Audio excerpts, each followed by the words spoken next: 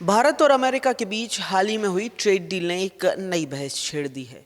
दरअसल अमेरिका के राष्ट्रपति डोनाल्ड ट्रंप के एक बयान ने मामला और दिलचस्प बना दिया। ट्रंप का दावा है कि भारत अब रूस से तेल खरीदना कम करेगा और उसकी जगह वेनेजुएला से तेल आयात बढ़ाएगा।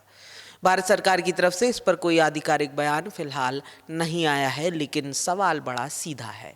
अगर ऐसा होता भी है तो भारत के लिए कौन सा तेल ज़्यादा सस्ता और फायदेमंद पड़ेगा, रूस का या वेनेजुएला का? चलिए समझते हैं हमारी इस रिपोर्ट में।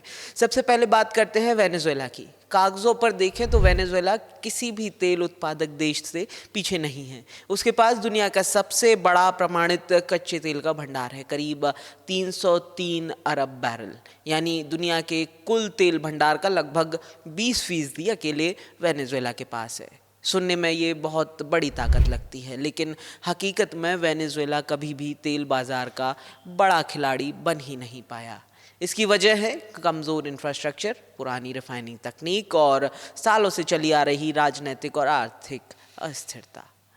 भारत और वेनेजुएला के रिश्तों की बात करें तो भारत ने कभी भी वहां से बड़े पैमाने पर तेल नहीं खरीदा। 2017-18 में भारत ने वेनेजुएला से करीब 18,000 मीट्रिक टन तेल आयात किया था, लेकिन इसके बाद ये आंकड़ा लगातार गिरता गया। अमेरिकी प्रतिबंधों के चलते 2021 के बाद से ये लगभग शून्य हो गया। इसी दौरान एक नया खिलाड़ी तेजी से उभरा, रूस यूक्रेन युद्ध के बाद जब पश्चिमी देशों ने रूस पर कड़े प्रतिबंध लगाए तो रूस को अपनी तेल सस्ती कीमतों पर बेचना पड़ा। भारत ने इसी मौके को अच्छी तरह से भुनाया। अंतर्राष्ट्रीय बाजार के मुकाबले भारत को रूसी कच्चा तेल 10 से $15 प्रति बैरल तक सस्ता मिला। अगर ब्रेंट क्रूड $63 का था तो रूस का तेल भारत को 50 से $53 में मिल गया। यही वजह है कि रूस देखते ही देखते भारत का सबसे बड़ा तेल सप्लायर बन गया। अब हम आते हैं असली तुलना पर, वेनेजुएला बनाम रूस के तेल पर। वेनेजुएला का ज़्यादातर कच्चा तेल हैवी और ज़्यादा सल्फर वाला होता है। आम भाषा में कहें तो ये तेल निकालना और रिफाइन करना थोड़ा झंझट वाला है। कई देशों की रिफाइनरियां इसे आसानी से प्रोसेस नहीं कर पाती, इसलिए इसकी कीमत हल्के क्रूड से कम रहती है। यहीं भारत को एक खास बढ़त मिलती है। दरअसल भारत की रिफाइनरियां दुनिया की सबसे आधुनिक रिफाइनरियों में गिनी जाती हैं। रिलायंस की जामनगर रिफाइनरी का नेल्सन कॉम्प्लेक्सिटी इंडेक्स 21 से ज़्यादा है, यानी वो बेहद भारी और ख़राब क्वालिटी वाले तेल को भी आसानी से प्रोसेस कर सकती है। वहीं नायरा एनर्जी जैसी रिफाइनरियां भी इसी कैटेगरी में आती हैं। इसका मतलब ये है कि भारत वेनेजुएला के हैवी क्रूड से भी अच्छी वैल्यू निकाल सकता है।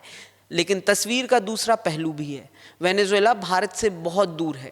वहाँ से तेल लाने में शिपिंग, इंश्योरेंस और लॉजिस्टिक्स का खर्चा काफ़ी बढ़ जाता है।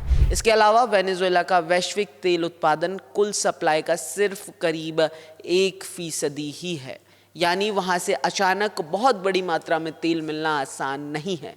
रूस इस मामले में वहीं अभी भी सबसे ज़्यादा स्थिर विकल्प लगता है।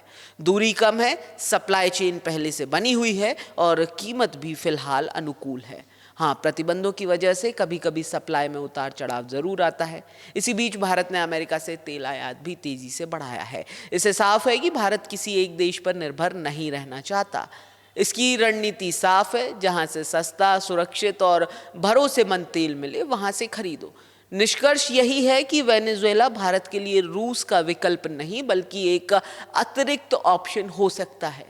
रूस का तेल अभी भी सस्ता, पास और स्थिर सौदा है। वेनेजुएला का तेल वहीं कागजों पर भले ही सस्ता लगे, लेकिन दूरी और सप्लाई उसकी सबसे बड़ी चुनौती है।